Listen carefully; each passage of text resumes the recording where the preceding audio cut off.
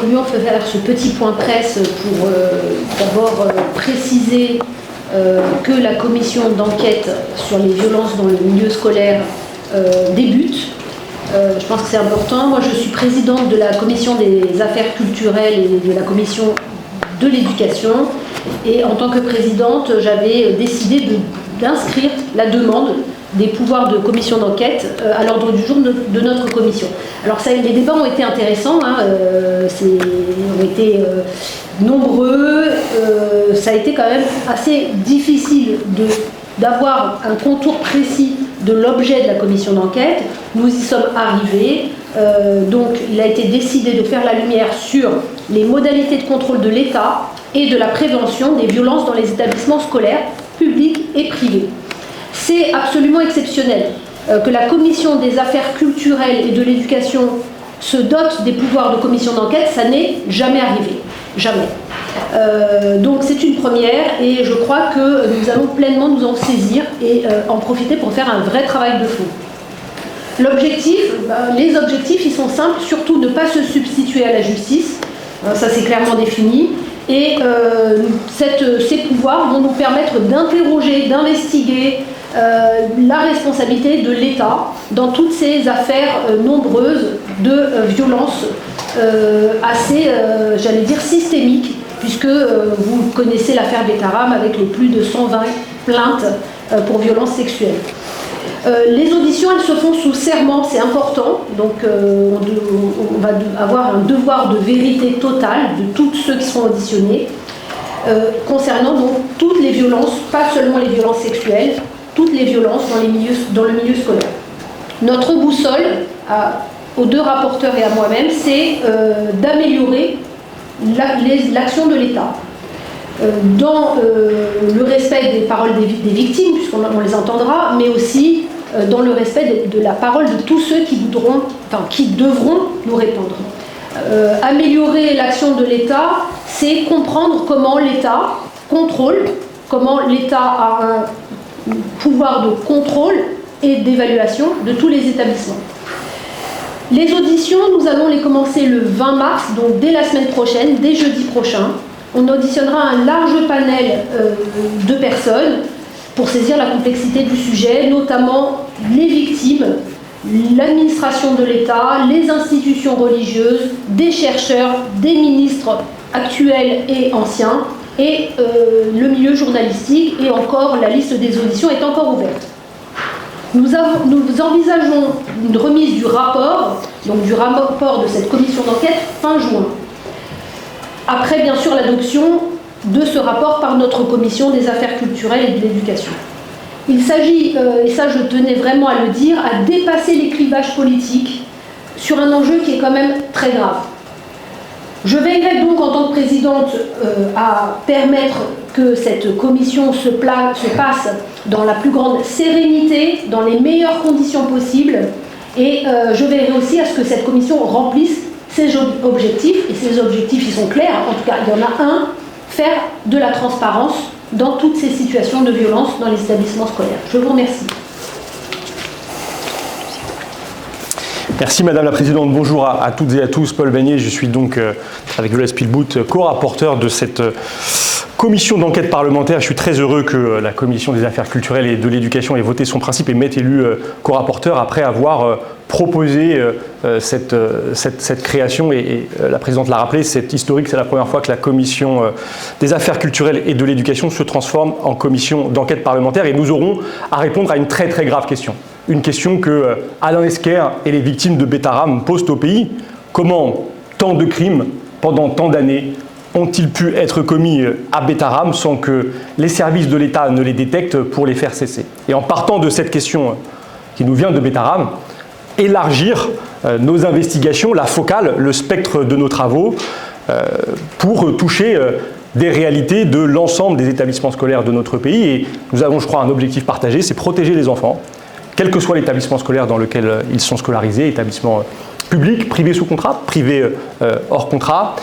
Et l'objectif, bien sûr, d'éviter d'autres bêta-rames. C'est, je crois, l'attente de la société qui est celle qui, je crois, pèse sur nos épaules. Nous avons une très forte responsabilité d'accompagner un moment très particulier de l'histoire de notre pays, un moment de libération de la parole des victimes de violences, des victimes de violences sexuelles, d'enfants, d'adolescents victimes de ces violences. Et nous allons nous y employer en circonscrivant le périmètre de nos investigations aux violences commises par les adultes sur des enfants et aux violences qui peuvent être permises par la complicité d'adultes. Je le dis parce que, par exemple, les enjeux majeurs, mais du harcèlement scolaire, par exemple, qui sont souvent des questions qui renvoient à des comportements d'enfant à enfant, d'élève à élève, ne sont pas compris dans le périmètre de notre commission d'enquête. Je veux dire que nous avons tous les trois, et Violette Spilbout et moi comme co-rapporteurs, l'intention d'exercer pleinement, absolument, l'ensemble des prérogatives importantes dont la commission d'enquête parlementaire nous dote. La possibilité, bien sûr, de conduire des auditions dans un périmètre très large, dans toutes les directions, sans tabou, sans obstacle, pour faire la lumière, pour comprendre, pour détecter des défaillances et probablement les corriger. Nous verrons si peut-être nous aboutirons à de propositions de loi pour corriger des dysfonctionnements, et que donc nous allons, en commençant par les victimes le 20 mars, et notamment par Alain Esquer. C'est très important que symboliquement Alain Esquer débute les auditions de cette commission d'enquête parlementaire. Nous allons aussi auditionner tout un tas de responsabilités administratives du côté du ministère de l'Éducation nationale, bien sûr, à la DGESCO, à la DAF, à l'inspection générale, dans les services déconcentrés, des rectorats, des inspections académiques. Nous allons nous interroger aussi sur certains fonctionnements du côté de la justice, peut-être du côté de l'action des préfets, et nous poserons la question des responsabilités politiques. Et nous auditionnerons largement des ministres actuels de l'Éducation nationale. Madame Borne sera auditionnée par notre commission, d'autres ministres également, et puis des ministres qui ont exercé des responsabilités rue de Grenelle, au premier rang desquels je devance sans doute vos questions. Nous auditionnerons François Bayrou, qui, comme ministre de l'Éducation nationale entre 1993 et 1997, mais aussi comme président du conseil départemental, pourra probablement éclairer nos travaux. C'est l'une de nos grandes prérogatives, les auditions. La présidente a rappelé qu'elles se font sous serment, et donc dans un moment particulier, avec la possibilité dans une commission d'enquête de poser une série de questions pour aller au fond des choses.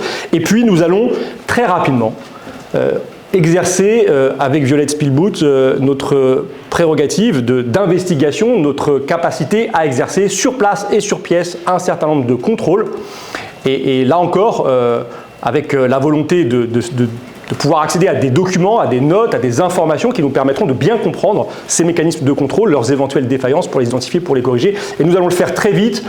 Je ne vous en dis pas plus, nous tenons à l'effet de surprise que nos pouvoirs nous donnent aussi pour être certains d'obtenir les éléments que nous recherchons. Mais très rapidement, nous allons aussi exercer ces prérogatives de contrôle sur place et sur pièce. Je vous remercie et je cède la parole à Violette Spilbout. Merci, bonjour à tous. Moi aussi, très heureuse de travailler avec notre présidente de la commission des affaires culturelles, donc présidente de la commission d'enquête, et avec Paul Vannier, qui a été à l'initiative de cette proposition à la commission, et je le remercie parce que je pense qu'on doit ça à l'ensemble des victimes déclarées, des victimes présumées, de celles peut-être qui oseront parler au fur et à mesure de ces travaux de la commission d'enquête, et aussi parce que c'est un député, même si nous sommes très opposés en termes de groupe politique et de débat à l'Assemblée nationale, qui a acquis une légitimité, en particulier sur le sujet de l'enseignement privé, aux côtés de mon ancien collègue Christopher Weisberg, avec un rapport d'information et un certain nombre de propositions qui font qu'on aura aussi dans l'équipe, avec deux enseignants, si je ne me trompe pas, une expertise sur le sujet de l'éducation nationale qui nous sera précieuse dans les travaux que nous allons mener. Moi-même, je suis très honorée d'être co-rapporteur et d'avoir été élu co-rapporteur de cette commission d'enquête, d'avoir contribué aussi à ce qu'elle soit votée à l'unanimité.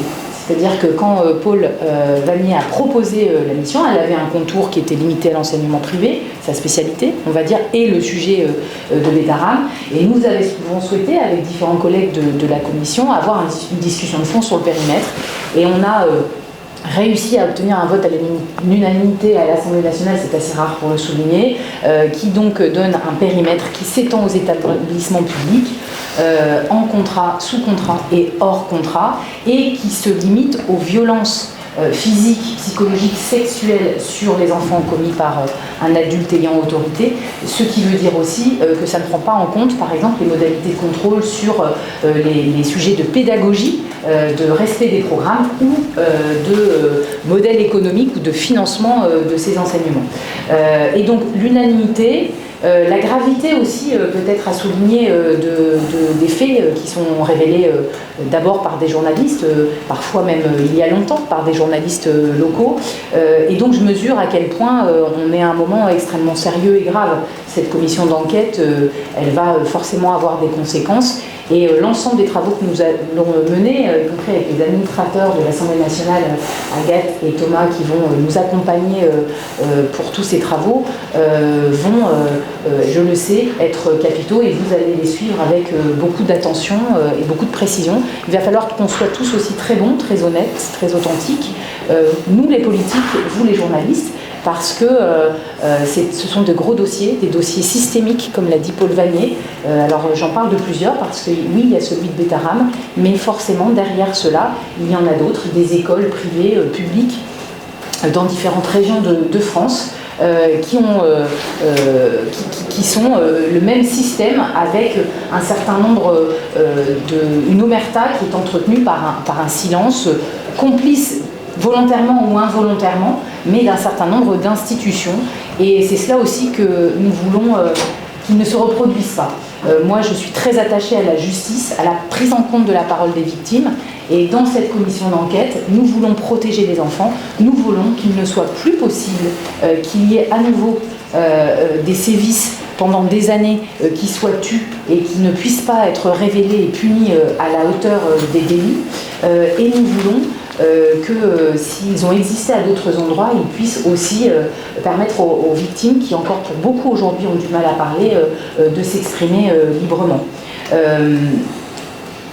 Il y a un sujet qui résonne dans ma région. Moi, je suis députée du Nord, à Lille, et dans ma région, en ce moment, il y a un tout petit bout du procès d'une affaire qui ressemble tristement à celle de Bétarame, qui est celle du village d'enfants de Riomont, dans le Pas-de-Calais, pour lequel une journaliste a fait un travail d'investigation très approfondi. Depuis un an, il y a beaucoup de révélations sur ce dossier, et l'ensemble des détails de ce dossier ressemble beaucoup à celui de Bétarame et à d'autres établissements. Et donc le sujet du système, du lien entre la protection de l'enfance, les conseils départementaux, le club de chefs d'entreprise, les juges, l'éducation nationale, les ministères de la justice, de la santé aussi.